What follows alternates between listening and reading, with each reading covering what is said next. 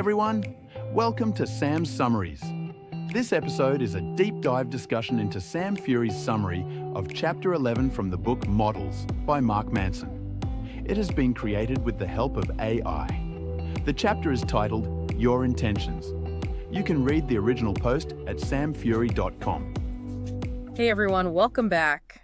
Today we're going to take a deep dive into something I know a lot of you guys are interested in.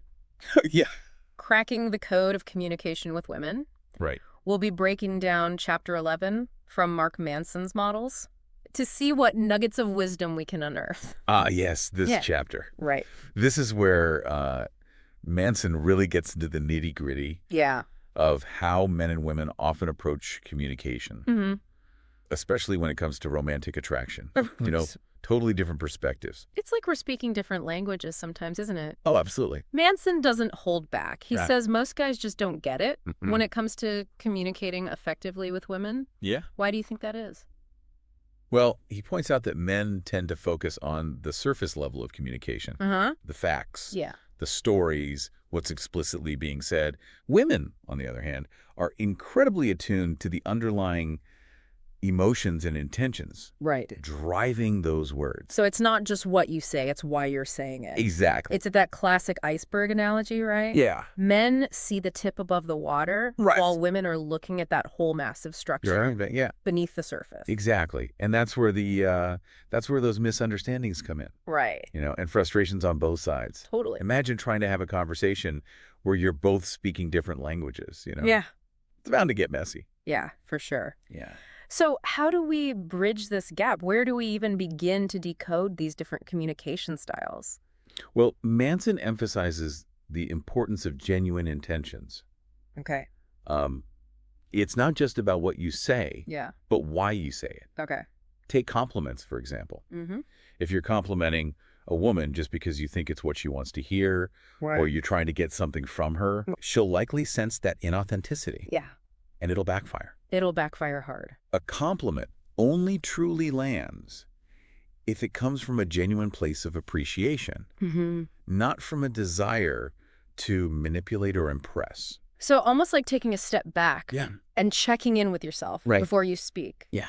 Okay, what's my real intention here? Exactly. Am I trying to score points, or am I genuinely trying to connect with this person? Yeah, that's a great point. That intention is everything. Yeah, it subtly but powerfully shifts your whole approach. To communication. To communication, yeah. This reminds me of something else Manson talks about that I think a lot of guys struggle with. You know, that fear of coming across as creepy? Oh, yeah. Is that something that just comes with the territory? Yeah, I think so. Of expressing your interest in a woman? Unfortunately, it's a fear rooted in social conditioning. Okay. Yeah. You know, men are often discouraged from being too open about their attraction, which creates this awkward dynamic where even genuine expression of interest can be misinterpreted. So it's like a lose-lose situation. Damned if you do, damned if you don't. Well, Manson argues that to a certain extent, yes. Okay. There will always be some women who perceive a man's expression of attraction as creepy, no matter how well-intentioned he is. Right. But that shouldn't stop you from expressing yourself authentically. So how do we navigate this minefield? It's about finding that balance between confidence and respect. Yep. You know, express yourself genuinely, but also be attuned to the other person's signals. If a woman isn't reciprocating your interest, back off gracefully. Okay. Respecting boundaries is crucial. I mean, it makes sense. Yeah. You can be confident and forward without being pushy or disrespectful. Right. But how do you actually walk that line? Well, Manson advocates for directness. Okay. Which can be surprisingly effective. Okay. He suggests something bold, like confidently saying to a woman, "I find you very attractive. Let's go on a date." Whoa. Yeah. That's pretty straight to the point. Yeah. Isn't it? Isn't that the opposite of what we're usually told about flirting? Right. You know, all that subtle hinting and playing hard to get. Yeah. Yeah. It might seem counterintuitive.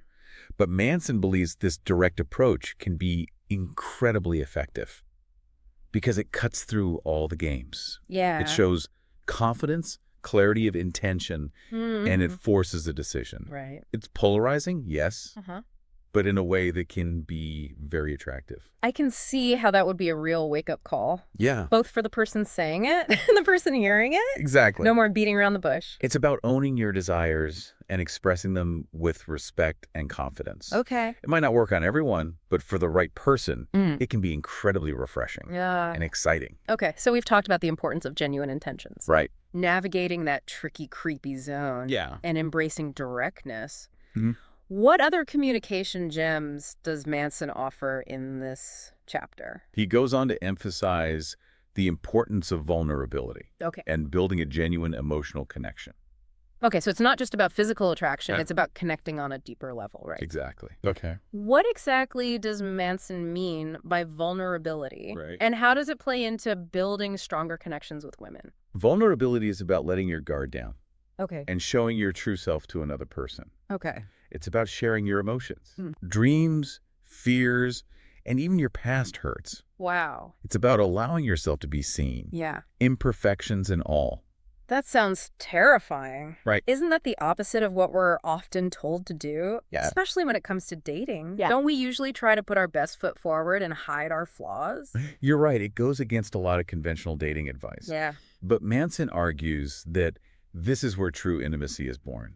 Okay. When you allow yourself to be vulnerable with someone, you create a space for genuine connection. Okay. It shows that you trust them enough to let them see the real you. That makes sense. Yeah. I can see how that would be powerful, but it's definitely easier said than done. Sure. How do you even begin to open up to someone in that way, especially if you've been hurt in the past? Manson suggests starting small. Okay. You don't have to spill your deepest secrets on the first date. Right. It's about gradually revealing more of yourself as you build trust and comfort for the other person. Start by sharing something personal, like a hobby you're passionate about, or a story that reveals a bit about your character. So it's like dipping your toes in the water before jumping into the deep end. Exactly. Okay. And Manson emphasizes the importance of leading by example. Okay. Don't wait for the other person to open up first. Share something vulnerable about yourself and create a safe space for them to do the same. It's like you're setting the tone for the entire interaction. Yeah. You're showing them that it's okay to be real, to be authentic, and to let your guard down. Precisely. Yeah. And this ties back to Manson's earlier point about the difference between trying to impress and being polarizing. Okay. When you try to impress someone, you're essentially trying to fit yourself into a mold of what you think they want. Yeah. But when you're willing to be vulnerable, you're embracing your true self. Right. Even the parts you might perceive as flaws. And that authenticity can be incredibly attractive. Absolutely. Yeah. It shows confidence and self-assurance. It's like saying, this is who I am, take it or leave it. Right. And that can be incredibly magnetic. Yeah. Because it draws in people who appreciate you for who you truly are. So vulnerability is not about weakness. Right. It's about strength. That's a great way to put it. Yeah. It takes courage to be vulnerable. Yeah. To show your true self to the world. Right. And that courage is what allows you to connect with others on a deeper, more meaningful level. Now, Manson also brings up something called the slut barrier. Okay. Which I think is a really important conversation to have. Can you explain what he means by that? Yeah. And how it relates to building healthy relationships with women? The slut barrier refers to the societal double standard that women often face when it comes to sexuality. Right. They are frequently judged or shamed for expressing their sexuality freely, while men are often encouraged to do so. Yeah. This can create a lot of anxiety and hesitation for women, even if they are attracted to a man. It's like this invisible wall that women have to navigate, this pressure to conform to certain expectations about how they should behave. Exactly. Right. And it can make it challenging for men to build genuine connections with women because there's this underlying fear of judgment and stigma. So how do we break down this barrier? Manson emphasizes the importance of creating a safe and respectful environment. Okay. Where women feel comfortable expressing themselves without fear of judgment. Right. It's about building trust and demonstrating through your words and actions that you value them as individuals and respect their choices. So it's about creating a space where they feel seen and heard. Exactly. Not just as potential romantic partners, but as human beings with their own thoughts and feelings and desires. And it goes beyond just avoiding overtly disrespectful language or behavior. Okay. It's about actively challenging those societal double standards. and creating a culture where women feel empowered to embrace their sexuality on their own terms. I love that. Yeah. It's about shifting the entire paradigm. Exactly. Not just playing by the old, outdated rules. Precisely. And when you create that kind of environment, it allows for much deeper and more meaningful connections to flourish. This has been an incredible conversation so far. Yeah, it has. We've covered so much ground, from decoding communication styles to understanding the power of vulnerability and tackling societal double standards. Yeah. I'm eager to hear what other insights Manson has to offer. Me too. There's still so much to explore in this chapter, a lot to unpack. When it comes to communication, especially between men and women. For sure. I think one of the biggest takeaways for me is this overarching theme of authenticity. Oh, absolutely. You know, it seems like everything we've discussed comes back to that core idea of just being genuine. Right. You know, showing up as your true self. It's like that saying, be yourself, but it's easier said than done. Of course. Right. Yeah. How do you actually put that into practice? Yeah, that's where the work comes in. Right. It's an ongoing process of self-discovery and growth. Yeah. Manson talks about the importance of building better communication habits. Right. That really resonated with me. Yeah, it's like we've been given this amazing toolbox full of insights. Right. But now we have to learn how to use those tools effectively. Yeah. Where do we even begin? Well, Manson suggests starting with self-awareness. Okay. You know, take a look at your own communication patterns. What are your strengths? Where do you tend to trip up?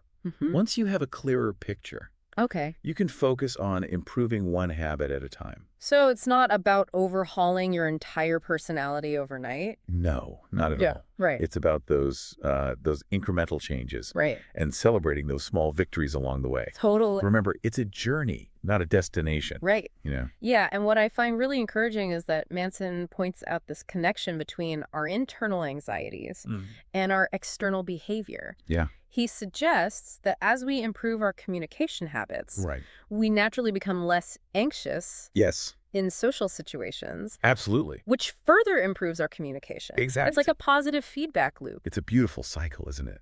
Yeah. It's like those small changes build momentum. Right. And suddenly you find yourself feeling more confident and connected in all areas of your life. This deep dive has definitely given me a lot to think about. It's empowering to realize that we have the power to shift those old patterns and create more authentic and fulfilling relationships. I couldn't agree more. So as we wrap up, what's one final thought you'd like to leave our listeners with today? You know, I think the most important message is this. Embrace your authenticity. Okay. Don't be afraid to be yourself, to express your thoughts and feelings openly and honestly. Right. Yes, it might be scary at first. Yeah. But it's the key to unlocking genuine connection and building those fulfilling relationships. Yeah. It's in those moments of vulnerability that true intimacy is born. Beautifully said. So to our listeners, we leave you with this question. How can you apply these insights to your own life? What small step can you take today to become a more authentic and effective communicator? Remember, every journey begins with a single step. Keep exploring, keep growing, and keep connecting. Until next time. Thanks for tuning in to Sam's Summaries. If you found this episode useful, let us know with a like, follow, and share. Also, if you haven't already, be sure to visit samfury.com to get free access to all of Sam's original summaries, which you can download as PDFs, as well as other exclusive content. It's all completely free at samfury.com.